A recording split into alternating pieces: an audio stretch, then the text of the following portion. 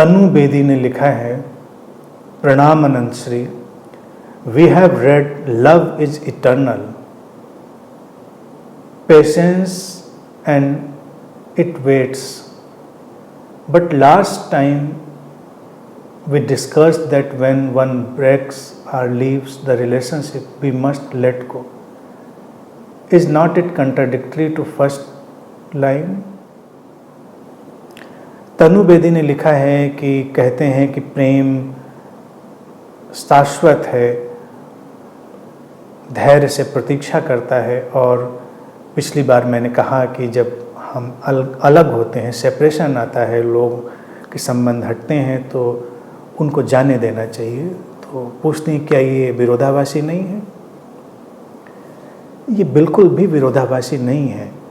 किसने कहा कि लव इटर्नल नहीं है? ये किसने कहा कि प्रेम शाश्वत नहीं है? प्रेम तो शाश्वत है ही ना।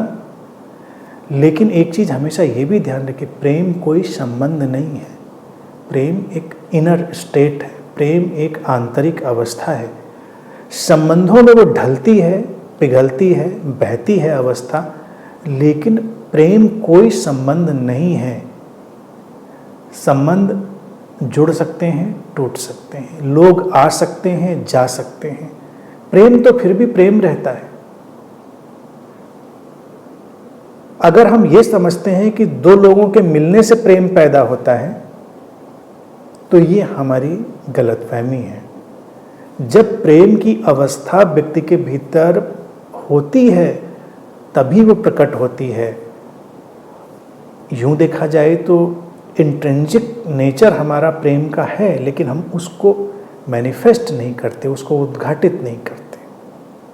समस्या वहाँ पर है। तो ये प्रेम ही होता है जो सम्मान के साथ किसी को जाने देता है, पकड़ता नहीं। हाँ, कोई रुकना चाहे तो रोक भी लेंगे ना उसको। कोई रुकना ही ना चाहे तो ज़बरदस्ती आप रोकेंगे तो वो प्रेम नहीं होगा। इसीलिए मैंने कहा कॉन्शियस सेपरेशन, सचेतन अलगाव भी प्रेम का हिस्सा है। और अगर सचेतन अलगाव से लोग जाएं तो लोगों के जीवन में मित्रताएं बनी रह सकती हैं। जैसे तमाम लोग ऐसी बात करते हैं ना कि, और संसार में दिखाई देता है कि संबंध टूटे नहीं कि उनमें कटुताएं आ जाती हैं, एक दूसरे को देखना बंद, उनकी सारी जो भी जीवन की सहजता थी सब खो जाती। ऐसा इसलिए होता है क्योंकि वो नासमझी से काम लेते हैं। अगर हम सचेतन अलगाव को, कॉन्शियस सेपरेशन को अपने जीवन में जगह दें तो लोग अलग होकर भी मैत्रीपूर्ण हो सकते हैं, सहयोगी हो सकते हैं, उनके संबंध अच्छे किसी भी धरातल पर हो बने रह सकते हैं। लेकिन जरूरी नहीं वो साथ में हो। प्रकृति विशुद्ध प्रेम में जीती है और प्रकृति में हमेशा ये लेट गो है, टोटल लेट गो। कुछ पकड़ के नहीं रखती प्रकृति। सुबह को नहीं पकड़ती, शाम को नहीं पकड़ती, न दिन को पकड़ती न रात को पकड़ती। जो पत्ते झरते हैं पीले पड़कर उनको झर जाने देती है, इसीलिए तो पीछे से नई कोपलें आती हैं। प्रकृति कहे ये तो नाइंसाफी होगी, इस शाख पर इतना वक्त बिताया इन हरे पत्तों ने, आज इनको हम ऐसे ही जाने दें, ऐसे ही छोड़ दें, ऐसे हवाओं में उनको बह जाने दें। बहुत नाइंसाफी है।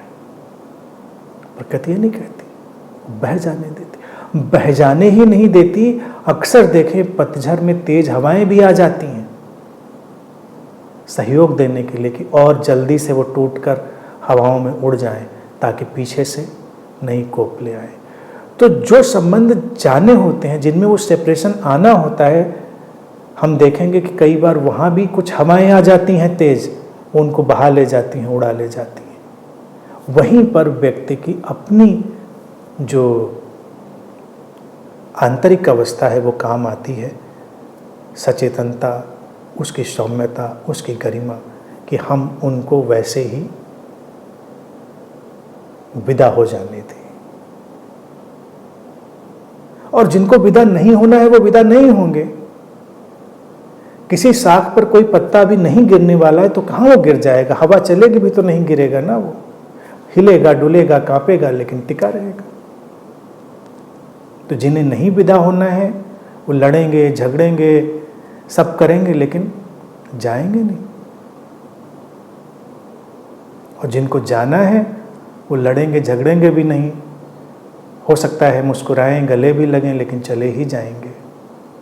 जाने वाले को किसी ने रोका नहीं, रुकने वाले को कोई भेज नहीं पाया।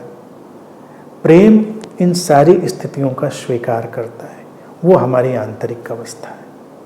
तो कोई विरोधाभास नहीं है इसमें, ये तो बिल्कुल स्पष्ट है। धैर्य भी है, प्रतीक्षा भी है उसमें। धैर्य और प्रतीक्षा के कारण ही तो हम ये सब घटने देते हैं। ये लेट गो आता ही तो तभी है ना।